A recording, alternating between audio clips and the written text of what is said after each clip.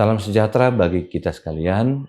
Sebelum kita mendengarkan firman kehidupan, kita berdoa. Terima kasih Tuhan untuk hari ini. Biarlah kami boleh mendengarkan firman kehidupan dan Tuhanlah yang berbicara kepada kami. Dan biarlah Roh Kudus-Mu menolong kami untuk melakukannya. Amin. Firman kehidupan bagi kita tertulis dalam Yakobus pasal 3 ayat 17. Tetapi hikmat yang dari atas adalah pertama-tama murni, selanjutnya suka damai, lembut, penurut, penuh belas kasihan, dan buah-buah yang baik, tidak memihak dan tidak munafik. Demikian firman Tuhan. Bapak Ibu yang dikasihi Tuhan Yesus Kristus, kembali saya akan bercerita di suatu hari, kita sebut saja namanya Merwald, dari desa Sipautar yang baru pertama kali merantau ke Jakarta. Suatu hari dia naik angkot di daerah Senen. Karena Jakarta sedang panas, Merwald ini emosi melihat supir angkot yang bawa mobilnya ugal-ugalan seperti pembalap F1 versi Jakarta. Dia katakan, "Woi supir, pelan sedikit. Ku tengok kau bawa mobil ini macam mau mengantarkan kami ke kuburan." Teriak Merwald dari bangku belakang. Sopirnya seorang pemuda Batak tidak terima. Dia mengerem mendadak, lalu menegur ke belakang. Dengan mata melotot, "Bah, suka-sukaku lah. Kemudi ini di tanganku, gas di kakiku. Kalau kau takut mati, turun kau," katanya. Merwald pun terdiam, penumpang lain diangkut tegang. Semua mengira Merwald akan mengeluarkan minimal makian yang lebih dahsyat. Tetapi disinilah plot twist-nya. Merwald malah tersenyum manis, merogoh kantongnya, lalu menyerahkan uang 100.000 ke supir. Dia katakan, "Bah, kukira kau tadi berani karena kau hebat.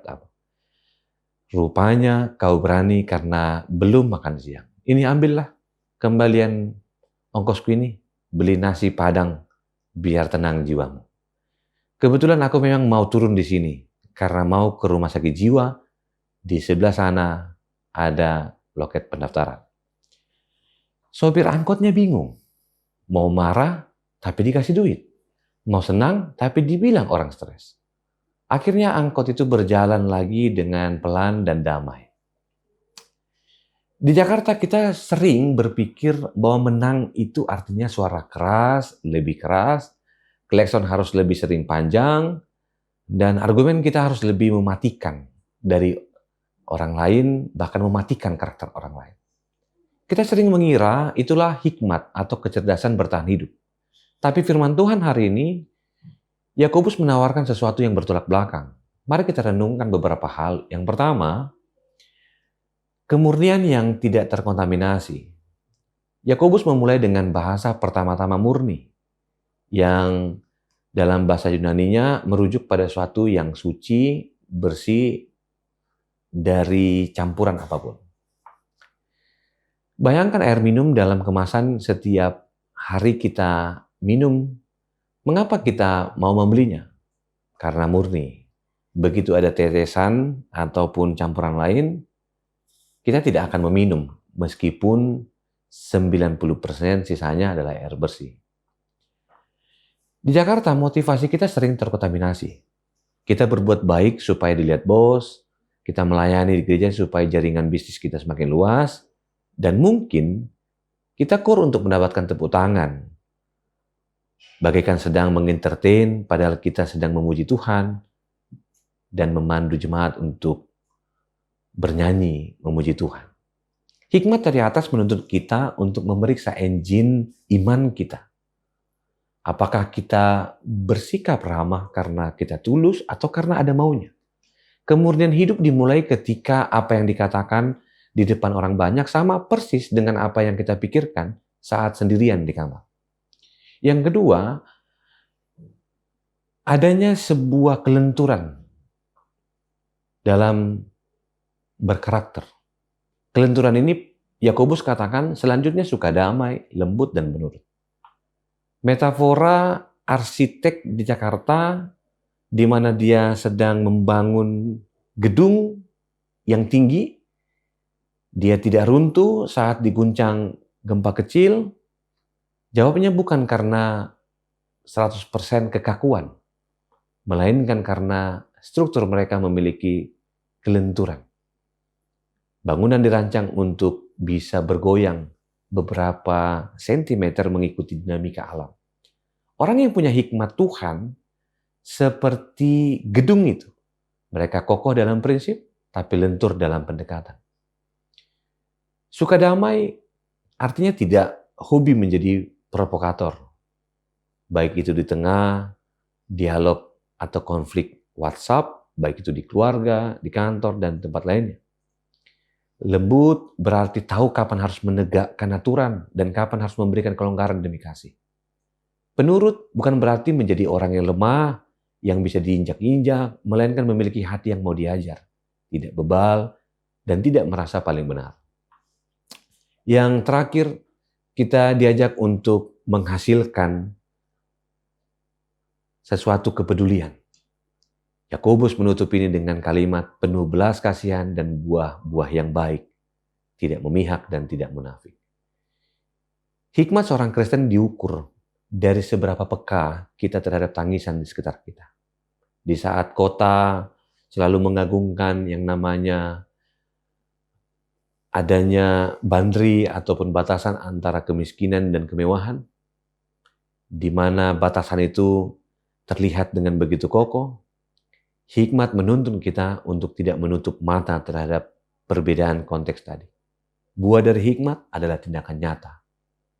Berani membantu rekan kerja yang kesulitan, memberi upah yang adil, dan tepat waktu bagi karyawan ataupun asisten rumah tangga, atau sekedar tidak menjadi hakim atau netizen yang begitu kejam di media sosial.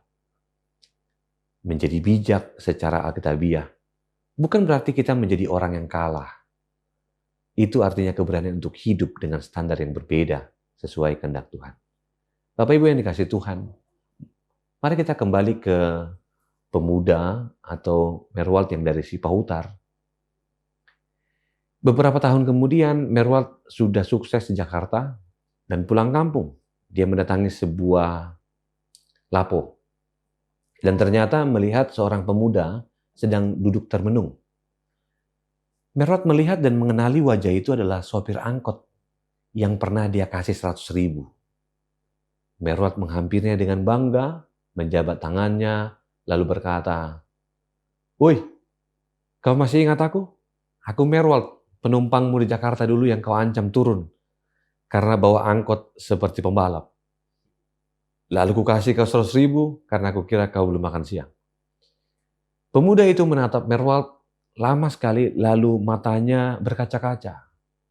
Dia memeluk Merwald dengan erat dan berkata, "Walah, Amang Merwald, tentu saja aku ingat, gara-gara ucapanmu hari itu, hidupku hari ini berubah total." Merwald tersenyum lebar. Dia sudah siap mendengarkan cerita pertobatan yang dahsyat dari seorang supir. Dalam sebuah cerita, dia katakan, dia bukan hanya menjadi orang yang hebat, sopir itu mengatakan, gara-gara kau bilang mau daftar ke rumah sakit jiwa di seberang sana. Begitu kau turun, aku langsung sadar, Amang. Rupanya selama ini aku salah cari penumpang. Hari ini aku teringat bahwa aku disadarkan. Kalau bisnis angkot sudah sepi, jadi besoknya aku langsung jual angkotku. Aku beli saham perusahaan taksi online. Sekarang aku sudah punya 5 armada di Jakarta. Terima kasih, Amang. Gara-gara kau kasih petunjuk ke rumah sakit jiwa itu, aku juga tahu di mana letak kantor pusat taksi online yang baru buka di sebelahnya. Merwald tertegun. Hikmat yang dia kira bersumber dari kepintarannya menyindir, ternyata dipakai Tuhan dengan cara yang sama. Dia tidak terduga untuk memberkati orang yang lewat jalur yang salah paham. Bapak Ibu, kadang kita merasa harus menjadi sangat pintar dalam mengontrol segala hal untuk mengubah keadaan. Tetapi firman Tuhan katakan, hiduplah dengan murni, bawalah damai, dan tunjukkanlah belas kasih. Biarlah Tuhan Allah yang dengan hikmat-Nya yang tak terselami merajut hasil menjadi buah yang baik untuk kita semua. Tuhan memberkati, Tuhan menyertai. Kita berdoa. Terima kasih Tuhan untuk hikmat yang Tuhan ajarkan, di mana kami boleh menjaga kemurnian hati kami. Dan di saat itu Tuhan mengajar kami untuk menjadi orang yang mau menolong orang lain. Di saat keterbatasan kami, Tuhan yang menyempurnakannya dan memberikan kebaikan bagi setiap orang. Terpujilah Kristus yang menolong kami dan jemaat yang sedang bergumul dengan sakit. Tuhan juga memberikan kami hikmat dan memulihkan kami. Kasih anugerah Kristus Yesus, kasih Allah Bapa, dan persekutuan kuasa Roh Kudus memberkatimu senantiasa. Amin.